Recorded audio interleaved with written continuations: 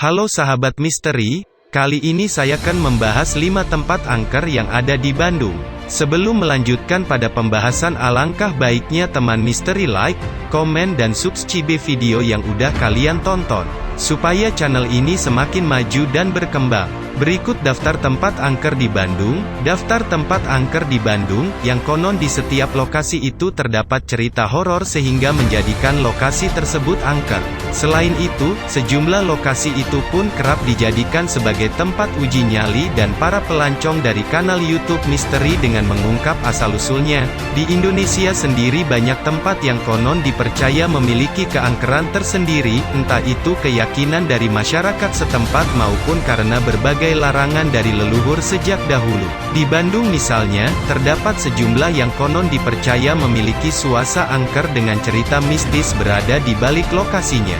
Percaya atau tidak, berikut daftar tempat angker di Bandung yang terkenal soal keangkerannya dan bisa dijadikan tempat wisata uji nyali oleh Anda. 1. Rumah Kentang. Lokasi di Bandung yang sudah terkenal soal keangkerannya adalah Rumah Kentang. Bahkan, salah satu lokasi di Bandung ini sudah pernah diangkat ke layar lebar dengan judul yang sama. Berlokasi di Jalan Aceh, banyak orang mengatakan bahwa mereka sering mencium bau kentang yang menyengat disertai tangisan seorang bayi dari rumahnya. Soal baunya, ada yang percaya bahwa bau kentangnya berasal dari genderuwo yang sudah tinggal lama di rumah kentang. Ada pula yang mempercayai bahwa bau kentang tersebut berasal dari kisah tragis seorang ibu yang menjatuhkan bayinya saat memasak kentang. 2. Goa Belanda dan Jepang. Lokasi di Bandung yang satu ini sudah banyak yang mengetahui soal keangkerannya, tak heran jika lokasi di Bandung ini sudah sering dijadikan sebagai tempat ajang uji nyali. Tempat yang dimaksud adalah Goa Belanda dan Goa Jepang. Kedua tempatnya berada di Taman Hutan Raya Ir.H. Juanda, Dago.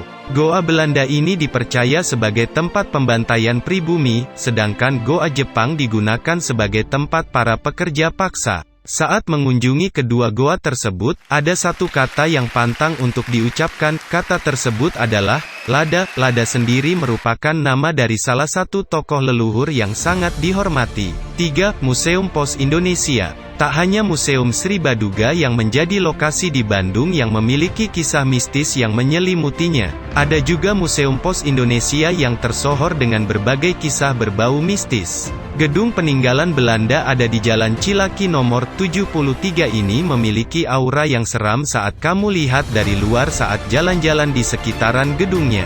Semakin mencekam saja tatkala banyak cerita yang menyebutkan bahwa di ruang bawah tanah yang patungnya akan menatap balik ke arah orang yang memerhatikan patungnya. 4. Villa Isola. Lokasi di Bandung yang punya cerita hantu yang terakhir adalah Villa Isola. Villa Isola merupakan gedung peninggalan zaman Belanda yang dibangun pada tahun 1932.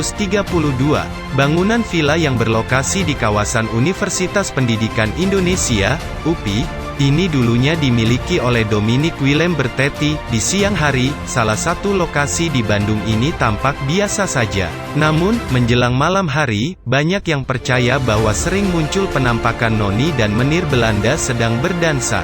Tak hanya itu, seringkali juga muncul penampakan seorang anak yang diduga merupakan anak dari Willem Bertetti. 5. Taman Maluku. Taman Maluku menjadi lokasi di Bandung yang mempunyai cerita horor yang sudah tersebar luas. Saat kamu berada di Taman Maluku, kamu akan melihat patung Pastur Verbaak. Nah, cerita horor ini berkaitan langsung dengan patung tersebut. Kok kabarnya banyak yang pernah melihat bahwa patung Pastur Verbaak bergerak sendiri di malam hari.